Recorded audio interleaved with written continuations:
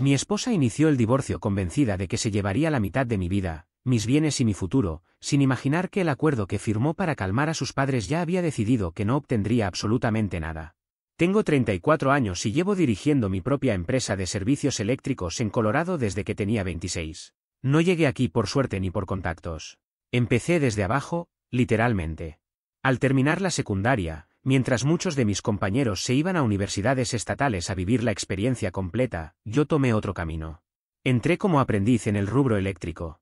Fueron 4 años duros, ganando apenas un poco más que el salario mínimo, estudiando manuales técnicos por las noches y rindiendo certificaciones mientras trabajaba jornadas completas. A los 22 obtuve mi licencia de electricista calificado. Luego pasé 2 años más trabajando en proyectos comerciales, aprendiendo no solo el oficio, sino también cómo se maneja un negocio desde adentro. Mi jefe de entonces estaba cerca de jubilarse y me fue enseñando todo: contratos, presupuestos, trato con clientes. A los 24 logré la certificación de maestro electricista, lo que me permitió sacar permisos y dirigir obras por cuenta propia. Cuando mi jefe se retiró a los 64 años, me ofreció comprar la empresa. Acordamos un plan de pagos. Usé todos mis ahorros como anticipo, financié el resto y asumí el control total: clientes, contratos, herramientas, todo. Tenía 26 años y, de repente, toda la responsabilidad estaba sobre mis hombros.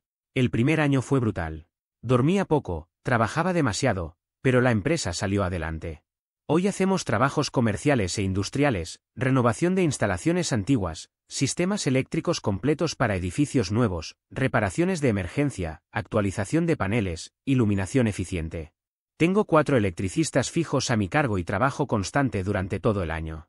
Cuando todo marcha bien, los ingresos son sólidos, muy por encima del promedio. Además, soy dueño del edificio donde funcionan la oficina y el taller.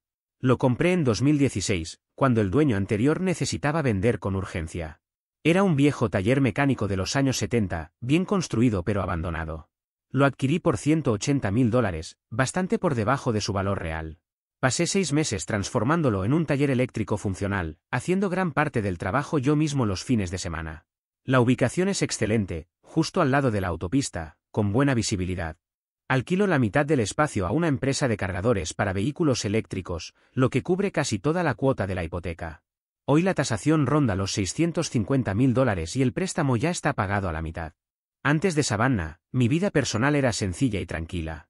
Vivía en una casa de una sola planta, con 3 dormitorios, que compré como propiedad embargada en 2014 por $150.000. Estaba en pésimas condiciones. Pasé 2 años completos renovándola: cableado nuevo, cocina desde cero, pisos restaurados, ventanas, techo, sistema de climatización. Para 2016, esa casa que parecía un desastre valía cerca de $400.000. Pagaba solo $800 mensuales de hipoteca, mucho menos que un alquiler. Conducía una Ford F-250 que necesitaba para el trabajo. La compré usada en 2015. Motor diésel, cabina doble, ideal para herramientas y materiales. Siempre la mantuve como corresponde. Hoy tiene más de 180.000 millas y sigue funcionando sin problemas. Los fines de semana los dedicaba a la casa, a trabajos extra o a escapadas a la montaña. Tenía amigos del periodo de aprendiz, pero en general era una persona reservada. Después de tratar con clientes toda la semana, valoraba el silencio y la calma. Conocí a Savannah en la primavera de 2016, en la boda de mi amigo Luke. Ella era dama de honor y yo padrino. Empezamos a hablar durante la recepción, intercambiamos números y así comenzó todo. Trabajaba como higienista dental en una clínica del centro. Al principio parecía amable, cercana, se reía de mis bromas incluso cuando no eran tan buenas. Ella tenía 24 años y yo 27. Las primeras citas fueron normales: café, cenas, cine. Noté que le impresionaba que yo tuviera mi propio negocio y casa. Comentaba que la mayoría de los hombres de su edad aún compartían piso o vivían con sus padres. Yo no lo veía como algo extraordinario. Simplemente había trabajado sin parar mientras otros se tomaban su tiempo. La relación avanzó rápido. Para el verano nos veíamos varias veces por semana. En otoño, prácticamente ya vivía conmigo, aunque mantenía su departamento por las dudas. Nunca se ofrecía a ayudar con compras o servicios, pero no le di importancia. Yo ganaba más y asumí que era un equilibrio razonable. Sus padres, en cambio, fueron otra historia. Su padre, Clayton, era dueño de una cadena de concesionarias de autos en varios condados. Mucho dinero, varias casas de vacaciones, membresías exclusivas. Su madre, Margaret nunca había trabajado formalmente, pero se comportaba como si organizar eventos benéficos fuera lo mismo que dirigir una gran corporación. Vivían en una mansión exagerada en las colinas, con entrada circular y fuente incluida. Los conocí en Acción de Gracias de 2016. Llegué en mi camioneta, con camisa y pantalón de vestir. Evidentemente no fue suficiente. Margaret miró el vehículo como si hubiera estacionado un camión de basura. Clayton me dio un apretón de manos forzado, demasiado ensayado. Durante la cena, las preguntas parecían amables, pero eran evaluaciones encubiertas: si mi trabajo era manual, si pensaba seguir en ese rubro, si mi casa estaba en un barrio decente. Respondí todo con calma. Sí, trabajo con las manos. Sí, pienso seguir haciendo crecer mi empresa. Sí, mi barrio es bueno, aunque no tenga rejas ni guardias privados. Savannah parecía incómoda, pero nunca los frenó ni me defendió de verdad. A pesar de todo eso, nos comprometimos en febrero de 2017. En ese momento, creí que el amor bastaba para compensar cualquier diferencia. Con el tiempo, descubriría cuán equivocado estaba. Propuse matrimonio durante una excursión de senderismo. No fue nada ostentoso ni preparado para redes sociales, solo ella y yo, al amanecer, contemplando un valle al que habíamos llegado después de varias horas caminando. El silencio, la luz suave, el cansancio compartido, todo parecía auténtico. Cuando saqué el anillo, rompió a llorar y dijo que sí sin dudarlo. Durante unos minutos, quizá 10, creí sinceramente que había encontrado a alguien que me entendía de verdad. Ese espejismo se rompió en cuanto empezó la planificación de la boda. A partir de ese momento, sus padres asumieron el control absoluto de todo. Margaret tenía opiniones sobre cada detalle imaginable: el lugar, las flores, el menú, la música, la lista de invitados, incluso sobre lo que yo debía vestir. Nada escapaba a su supervisión. Clayton, por su parte, no perdía oportunidad de señalar lo reducida que era mi lista de invitados comparada con la de ellos, como si aquello fuera una competencia silenciosa.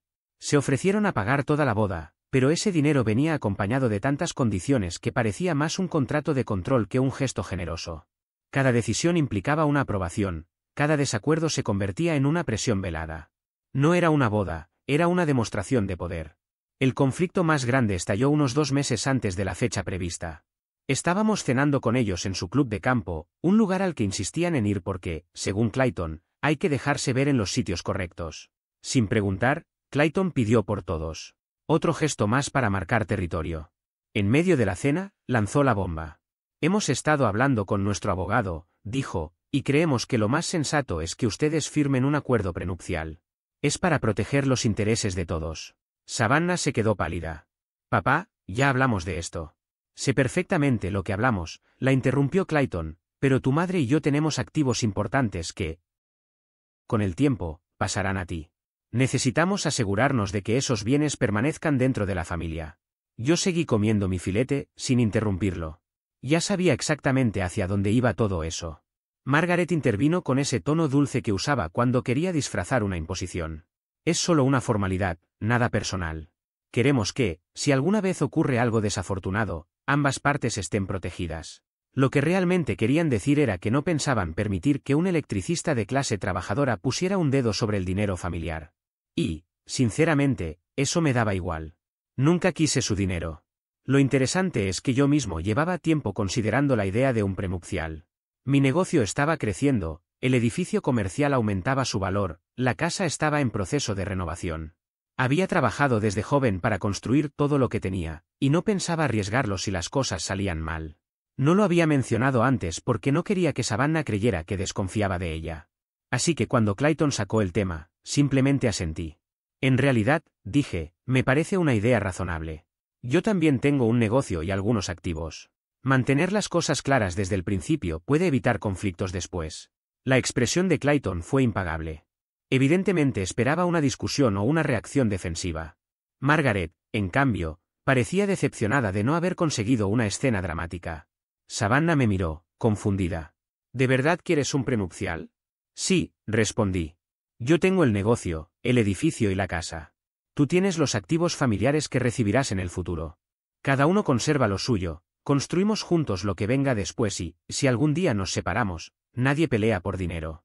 Me parece justo. Clayton se recompuso rápido. Exactamente, dijo. Me alegra que seas tan razonable. Nuestro abogado se encargará del documento. Y yo haré que mi abogado lo revise, contesté. Además, Creo que cada uno debería tener su propia representación legal, para que todo sea transparente. No le gustó nada esa parte, pero no podía oponerse sin dejar en evidencia sus verdaderas intenciones. Así fue como llegamos al acuerdo prenupcial. El abogado de su familia redactó un documento de más de 12 páginas, lleno de lenguaje legal, cuyo objetivo principal era garantizar que la futura herencia de Savannah quedara completamente fuera de mi alcance. Bien por mí. Nunca la quise.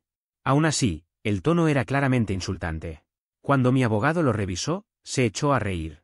Quieren que firmes esto, pero no te protege en absoluto. Es totalmente unilateral. Así que añadimos cláusulas que protegían mi empresa, el edificio comercial, mi casa, las cuentas de jubilación y cualquier inversión previa al matrimonio. Luego fuimos más allá. Mi abogado sugirió incluir lenguaje específico para proteger futuras adquisiciones realizadas con ingresos del negocio. Mira, me explicó Thomas, tu empresa va a seguir creciendo. Vas a comprar más cosas. Todo lo que se adquiera con ingresos del negocio debe seguir siendo tuyo. Durante 3 semanas, hubo idas y vueltas con el abogado de Clayton. Ellos querían que el incremento del valor de mi negocio durante el matrimonio se considerara propiedad conyugal. Básicamente, querían la mitad de mi esfuerzo si nos divorciábamos. Me negué rotundamente. Tu cliente quiere proteger los activos familiares, dijo Thomas al abogado contrario. El mío quiere lo mismo. O ambos tienen esa protección, o ninguno la tiene. Clayton intentó presionar, insinuando que quizá reconsiderarían la boda si yo no era razonable. Le dije a Savannah que le transmitiera a su padre que no tenía problema en cancelar todo y casarnos en el juzgado. Entró en pánico. De repente, sus padres estuvieron dispuestos a negociar. La versión final del acuerdo protegía todo lo que yo tenía antes del matrimonio y cualquier bien adquirido durante este con fondos del negocio. Se incluyó una cláusula clave: todo lo comprado con fondos separados seguiría siendo propiedad separada. Mi abogado definió esos fondos como cualquier ingreso proveniente de mi empresa, ya que la había fundado antes de casarme. Eso significaba que incluso el dinero ganado durante el matrimonio seguía siendo técnicamente mío si provenía del negocio. También se estableció que cualquier aumento de valor de los bienes separados permanecería separado. Si la casa duplicaba su valor durante el matrimonio, esa ganancia seguía siendo mía, porque se había comprado con fondos separados. El lenguaje era técnico y preciso: cualquier propiedad inmobiliaria, bienes personales, intereses comerciales o cuentas financieras adquiridas con fondos separados, según lo definido en la sección correspondiente, quedaban fuera del patrimonio conyugal. Desde el principio quise dejar algo absolutamente claro, incluso antes de que hubiera flores, invitados o listas de regalos. Todo aquello que cada uno poseyera antes del matrimonio, así como cualquier crecimiento, renta, beneficio o retorno que proviniera de esos bienes, debía seguir siendo propiedad exclusiva de quien los hubiera generado. No importaba si el valor aumentaba con el tiempo, si producía ingresos mensuales o si se reinvertía para crecer aún más. Para mí, ese punto no era negociable. No lo veía como desconfianza, sino como responsabilidad. Mi abogado lo entendía, pero aún así mostró cierta incomodidad con la redacción. Dijo que la cláusula era amplia, que cubría muchos escenarios y que podría interpretarse como demasiado protectora. Yo no dudé. Le expliqué que no estaba improvisando ni dejándome llevar por el miedo. Le dije que estaba apostando por mí mismo. Que mi negocio no era algo pasajero, que tenía planes concretos de expansión, que iba a comprar más propiedades y que estaba construyendo patrimonio a largo plazo. También fui honesto: si el matrimonio no funcionaba, no estaba dispuesto a perder lo que había levantado con años de trabajo. Mirándolo ahora, con todo lo que vino después, esa conversación fue una de las decisiones más acertadas de mi vida, solo superada por la compra del edificio comercial que más tarde se convertiría en una pieza clave de mis ingresos. Savannah, en cambio, parecía completamente desconectada de la situación. Estábamos sentados en la oficina del abogado un jueves por la tarde, y ella pasó prácticamente toda la reunión con el teléfono en la mano. Mensajes a sus amigas, comentarios sobre centros de mesa, dudas sobre tonos de flores o detalles del vestido. Mientras los abogados explicaban cada punto del contrato, ella asentía de forma automática, sin escuchar realmente. Su abogado, contratado por Clayton, algo que desde el primer momento me pareció innecesario y, siendo sincero, bastante sospechoso, intentaba que prestara atención. Con tono profesional le repetía que se trataba de un contrato legalmente vinculante, que definiría la división de bienes en caso de divorcio y que debía revisarse con cuidado. Le explicó con claridad que el acuerdo protegía mis activos empresariales y cualquier propiedad que se adquiriera durante el matrimonio utilizando fondos del negocio.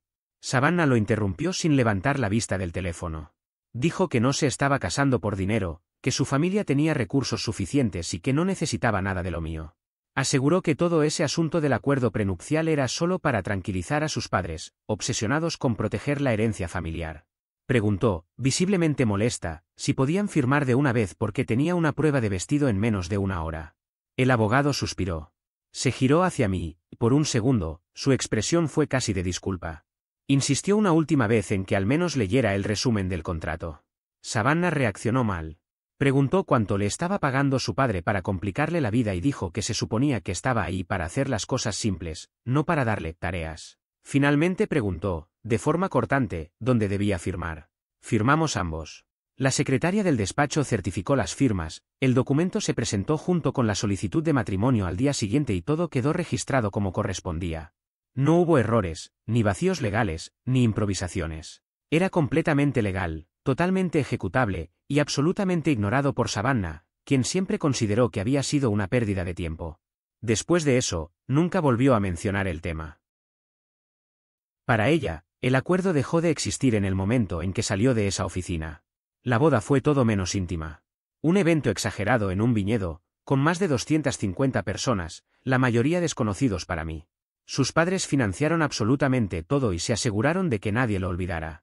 Cada detalle parecía diseñado para impresionar. El discurso de Clayton fue una demostración abierta de poder económico. Habló de gastos, de exclusividad, de cómo habían dado a su hija la boda que merecía. No mencionó ni una sola vez nuestro esfuerzo como pareja ni el futuro que se suponía íbamos a construir juntos. Fue un desfile de orgullo y dinero. Los primeros 2 años de matrimonio fueron aceptables.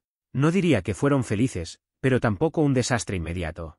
Savannah continuó trabajando en la clínica dental, aunque empezó a tomarse más tiempo libre por motivos cada vez menos claros. Compras, días de spa con su madre, escapadas de fin de semana a la casa de vacaciones de sus padres. A veces me invitaba, pero yo tenía un negocio que dirigir y responsabilidades que no podía abandonar de un día para otro. Hacia el segundo año, el tema del dinero comenzó a volverse incómodo. Siempre había tenido gustos caros, pero el ritmo se intensificó de manera evidente. Ropa nueva casi todas las semanas, boutiques exclusivas que yo ni siquiera conocía. Cortes de cabello costosos cada mes y medio, manicuras quincenales como si fueran una obligación fija.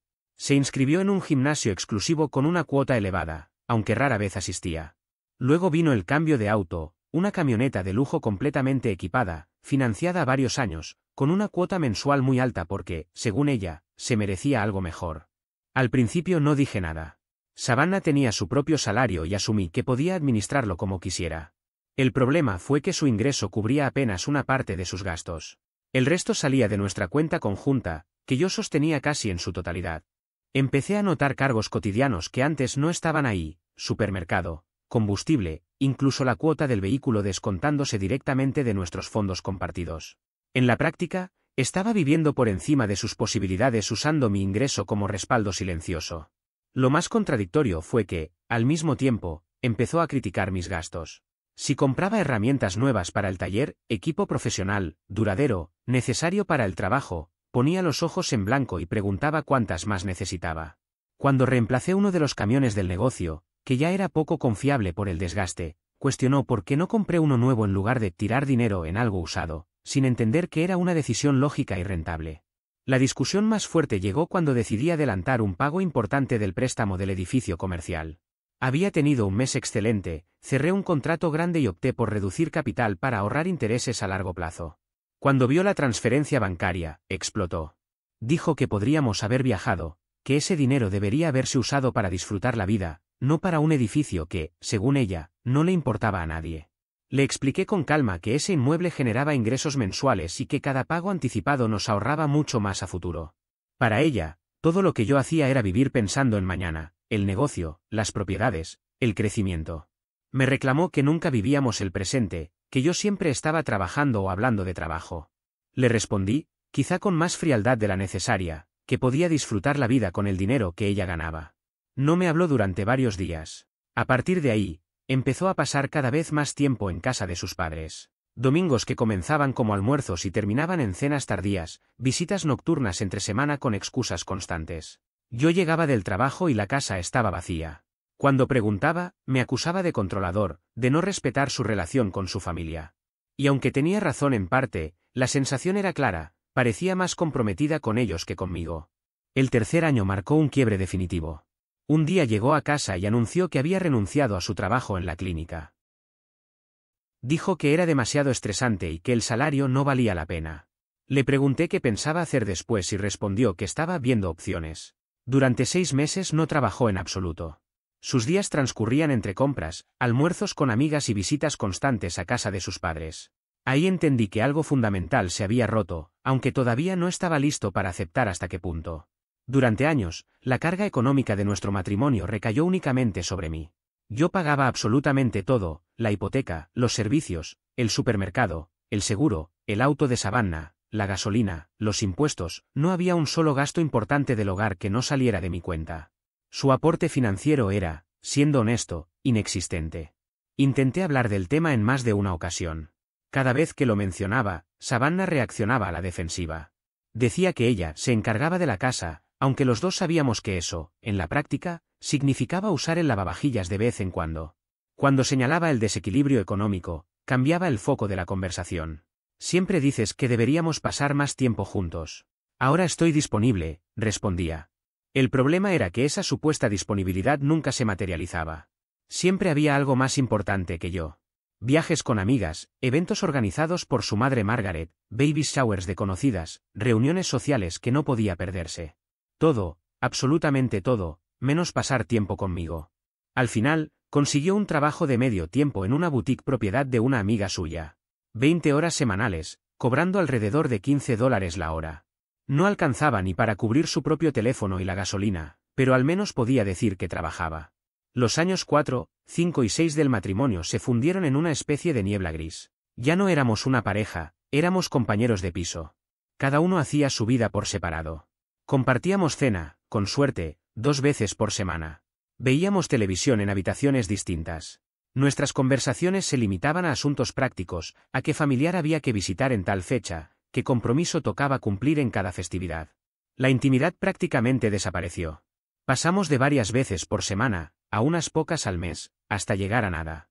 Cuando lo mencioné una vez, Savannah lo justificó con cansancio, estrés o falta de ánimo. Con el tiempo, dejé de insistir. Simplemente asumí que no valía la pena seguir empujando una relación que claramente ya no existía. Volqué toda mi energía en el trabajo. Hice crecer la empresa de 4 a 8 empleados, abrí una segunda sede en un pueblo cercano y empecé a cerrar contratos comerciales de mayor envergadura. Además, adquirí 2 propiedades de inversión, un dúplex y un pequeño edificio de oficinas. Todo se pagó exclusivamente con ingresos del negocio. Todo quedó cuidadosamente documentado como propiedad separada, conforme a los términos del acuerdo prenupcial. Savannah no parecía notar nada de eso. ¿O no le importaba? Preguntaba de forma superficial cómo iba el trabajo y yo respondía en 2 frases, sin entrar en detalles. Ella no tenía idea de los contratos que manejábamos, del valor real de la empresa ni de los ingresos por alquiler. Nunca preguntó. Yo tampoco sentí la necesidad de explicarle. El año 7 fue cuando finalmente decidió mover ficha. Era finales de enero. Hacía un frío insoportable. Yo acababa de cerrar un contrato municipal importante, de esos que aseguran estabilidad durante todo el año. Llegué a casa alrededor de las 7 de la tarde, agotado, pensando únicamente en ducharme y dormir. Savannah estaba sentada en la mesa de la cocina, con el portátil abierto y varios documentos esparcidos frente a ella. Tenía una energía extraña, nerviosa, pero a la vez expectante. «Tenemos que hablar», dijo. En mi cabeza pensé, ahí vamos. Todas las conversaciones que terminan un matrimonio empiezan igual. Asentí y me serví un vaso de agua. «No soy feliz», continuó. «Hace mucho tiempo que no lo soy. Esto no está funcionando». Me senté frente a ella, sin sorpresa alguna. «Sí», me di cuenta. «Creo que deberíamos divorciarnos». Simplemente asentí. «De acuerdo». Mi calma la descolocó. Esperaba lágrimas, ruegos o una discusión. No los obtuvo. «¿Eso es todo?», preguntó. «Solo de acuerdo». «Hace años que no somos un matrimonio», respondí. «No hablamos, no compartimos tiempo, vivimos como extraños bajo el mismo techo. Si quieres el divorcio, hagámoslo». Entonces apareció una pequeña sonrisa en su rostro. «Ya hablé con un abogado», dijo. «Quería entender mis opciones. Me parece sensato». Me explicó que, aunque exista el acuerdo prenupcial, tengo derecho a la mitad de todo lo adquirido durante el matrimonio. La revalorización de la casa, el crecimiento del negocio, las aportaciones a tu jubilación. El acuerdo protege el negocio, la interrumpí. Solo el valor previo al matrimonio, respondió, mirando su portátil. Todo lo que creció después es bien conyugal. Además, puedo solicitar pensión compensatoria. He ganado menos y he sido ama de casa durante parte del matrimonio. Por dentro, la palabra ama de casa me resultó absurda, pero mantuve el gesto neutral. Veo que ya lo tienes todo bastante claro, dije. Entonces hablaré con mi abogado para preparar los documentos. Eso la desconcertó otra vez. ¿No quieres intentar terapia? ¿Hablarlo? Acabas de decir que no eres feliz y que ya hablaste con un abogado para llevarte la mitad de mis cosas. ¿Qué se supone que resolvería la terapia? Pensé que, no sé, que lucharías más. Luchar por un matrimonio que ya diste por terminado. No. Prefiero algo rápido y limpio. Se quedó en silencio unos segundos. Luego se levantó. Mi abogado te enviará la notificación en una semana. Probablemente te la entreguen en el trabajo. Estaré atento. Subió al piso de arriba con sus papeles. La escuché hacer llamadas, seguramente a Margaret o a sus amigas, contando cómo yo ni siquiera había peleado por la relación. A mí me dio igual. Tenía cosas más importantes que hacer. A la mañana siguiente llamé a mi abogado, Thomas. Él me había ayudado con las propiedades comerciales y había revisado el acuerdo prenupcial 7 años atrás. Le expliqué la situación. ¿Tienes el acuerdo a mano? Preguntó. Sí, en la caja fuerte. Tráemelo cuanto antes. Quiero revisar cada palabra antes de que el abogado de ella intente algo. Se lo llevé esa misma tarde. Thomas lo leyó con calma, mientras yo observaba cómo su expresión pasaba del interés a la diversión. ¿Ella realmente leyó esto antes de firmar? Preguntó. No. Estaba con el teléfono. Dijo que firmaba solo para que sus padres dejaran de insistir. Thomas soltó una carcajada. Entonces está a punto de recibir una lección muy cara sobre la importancia de leer lo que uno firma. Y en ese momento supe que Savannah había calculado mal, muy mal. El abogado fue directo, sin rodeos, con ese tono sobrio de quien ha revisado acuerdos prenupciales y demandas de divorcio durante décadas y ya sabe identificar, en cuestión de minutos, cuando un caso está realmente bien armado y cuando no. Esto está completamente blindado, me dijo mientras deslizaba el contrato sobre su escritorio y señalaba varias cláusulas con la punta del bolígrafo. Tu empresa, el edificio comercial, la casa, todo está protegido como propiedad separada. No hay zonas grises aquí. Y esta cláusula específica sobre los ingresos del negocio es clave. Créeme, esto te va a ahorrar una fortuna en problemas. Se tomó el tiempo de explicarme cada punto, con paciencia, como si quisiera asegurarse de que yo entendiera no solo el resultado, sino el porqué. Savannah no tenía derecho a la mitad de nada, ni del negocio, ni del inmueble comercial, ni de la casa, ni siquiera del incremento de valor que esos bienes habían tenido durante el matrimonio. Todo eso quedaba expresamente excluido de cualquier reparto. La ley, en este caso, estaba completamente de nuestro lado. Lo único a lo que ella podía aspirar era a conservar aquello que había aportado personalmente al matrimonio y los bienes que hubiera adquirido con su propio dinero. Nada más. Sin interpretaciones creativas, sin compensaciones emocionales, sin atajos. Mis cuentas de jubilación previas al matrimonio también estaban protegidas. Cada dólar que ya estaba ahí antes de la boda era intocable. El aumento de valor de mis bienes separados, protegido. Incluso el dinero que gané durante el matrimonio seguía siendo considerado propiedad separada, porque provenía directamente del negocio, y eso estaba claramente estipulado en el acuerdo. ¿Y la pensión conyugal? Pregunté, aunque ya intuía la respuesta. Me explicó que, en el peor de los escenarios, podría tratarse de una cantidad mínima y por un periodo corto, considerando que ella ganaba menos. Pero nada significativo. Colorado no funciona como California. Aquí no se otorgan pensiones vitalicias por costumbre ni por simpatía. Además, el hecho de que Savannah hubiera dejado su empleo a tiempo completo por decisión propia y hubiera pasado la mayor parte del matrimonio viviendo de mis ingresos sin aportar económicamente jugaba claramente en su contra. Podemos pelearlo sin problema, concluyó. Y, siendo honesto, tenemos muy buenas cartas. Sentí como un peso enorme se desprendía de mis hombros. Una presión constante que ni siquiera sabía que llevaba encima se evaporó en ese momento. 7 años atrás, cuando insistí en incluir esa cláusula sobre los ingresos del negocio, lo hice por simple precaución, casi como un seguro que esperaba no tener que usar nunca.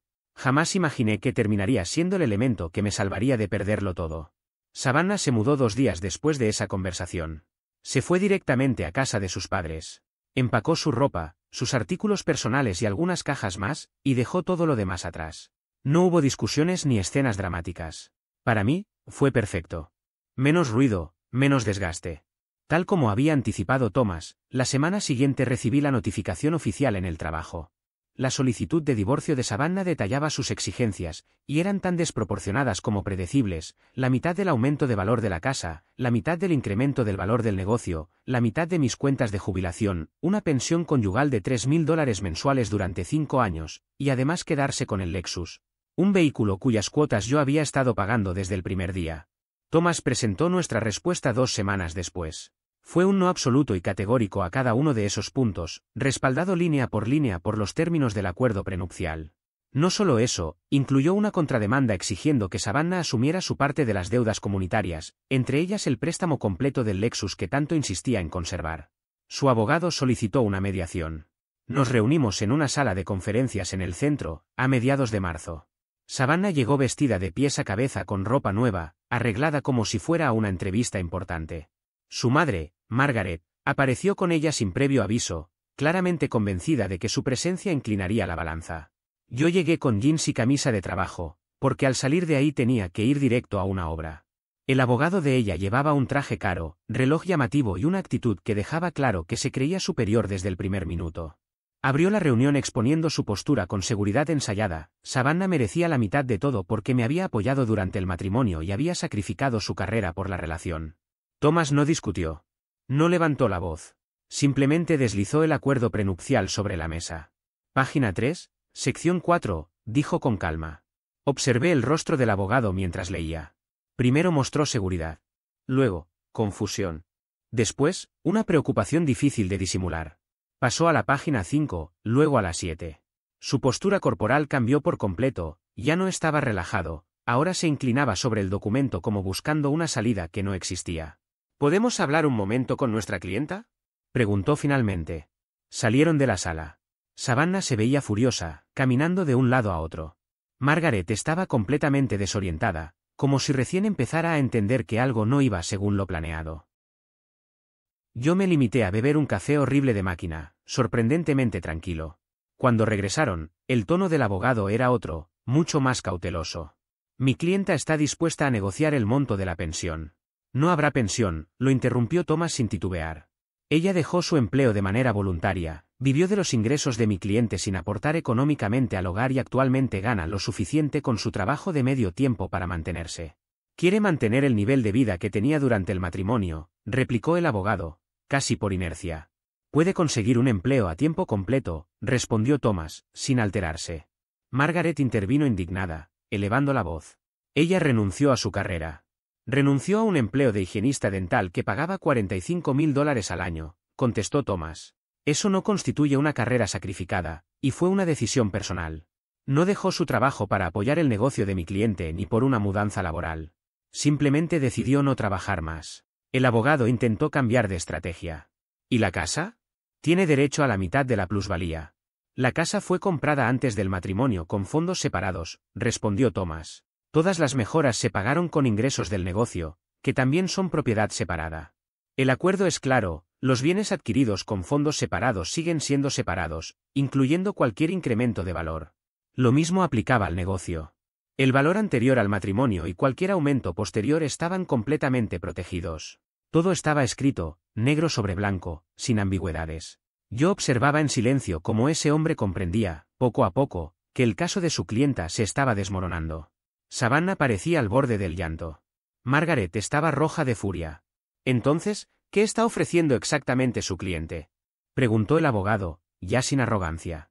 Thomas fue claro y preciso: Savannah se quedaría con sus pertenencias personales, sus joyas, su ropa y cualquier cosa comprada con su propio dinero. Podía quedarse con el Lexus, siempre que asumiera el total del préstamo. Yo conservaría todo lo demás. Sin pensión conyugal. Cada parte pagaría la mitad de los costos legales del divorcio. Esto es indignante, dijo Margaret, golpeando la mesa con la mano.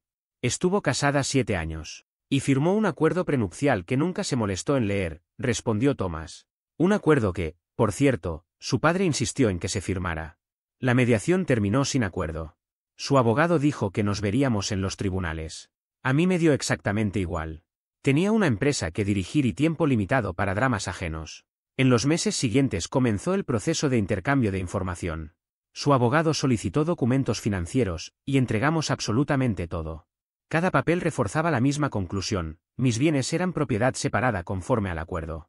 Los registros de la cuenta del negocio, el edificio comercial comprado antes del matrimonio y siempre pagado con fondos empresariales, la casa adquirida en 2014, 2 años antes incluso de conocerla, y todas las mejoras financiadas con ingresos del negocio. Las cuentas de jubilación mostraban con absoluta claridad los saldos previos al matrimonio, separados de cualquier aportación posterior. Thomas fue meticuloso hasta el extremo. Organizó cada documento, los etiquetó, los vinculó con las cláusulas correspondientes del acuerdo. Preparó un archivador de casi 8 centímetros de grosor, lleno de pruebas sólidas e irrefutables. Van a intentar argumentar que hubo mezcla de bienes, me explicó, pero tenemos el origen de cada dólar perfectamente rastreado. El abogado de Savannah intentó todo. Incluso presentó una moción alegando que ella no tuvo asesoría legal independiente al momento de firmar. Pero sí la tuvo, aunque su padre pagara al abogado. Ese mismo profesional presentó una declaración jurada confirmando que le explicó los términos, que tuvo tiempo suficiente para revisarlos y que firmó con pleno conocimiento y sin presión indebida. Ahí quedó claro, incluso para ellos, que no tenían por dónde sostener su caso. El castillo de exigencias que habían construido empezó a derrumbarse pieza por pieza, y esta vez no había nada que pudieran hacer para evitarlo. Ella tuvo la oportunidad de no firmar y aún así decidió hacerlo. Nadie la obligó. Aún así, su equipo legal intentó sostener que había sido coaccionada, pero ese argumento se vino abajo casi de inmediato. La firma del acuerdo se realizó con testigos, fue debidamente notarizada y, además, ocurrió 2 meses completos antes de la boda. Tiempo más que suficiente para echarse atrás si hubiera tenido dudas o arrepentimientos. No lo hizo. Luego intentaron otra vía, afirmaron que los términos del acuerdo eran abusivos. Ese argumento tampoco resistió el análisis. Ella había aceptado explícitamente proteger los bienes de su familia del mismo modo en que yo protegía los míos. ¿Cómo podía considerarse injusto un acuerdo que ofrecía exactamente la misma protección a ambas partes? Incluso llevaron a un supuesto experto financiero para que declarara sobre el valor de sus aportaciones al matrimonio. La estrategia era clara, sostener que su mera presencia y el hecho de mantener el hogar debían traducirse en una compensación económica. Thomas desarmó esa teoría en menos de 10 minutos durante el interrogatorio. ¿Qué tareas domésticas realizaba su clienta de forma regular?, preguntó con calma. El experto tuvo que admitir, uno por uno, los hechos. Savannah no cocinaba con frecuencia, no limpiaba, no se ocupaba del lavado de ropa, no mantenía el jardín ni gestionaba reparaciones del hogar. De hecho, contratamos un servicio de limpieza mensual precisamente porque ella no quería hacerse cargo. El mantenimiento del jardín siempre lo hice yo. Las reparaciones, también. Todo.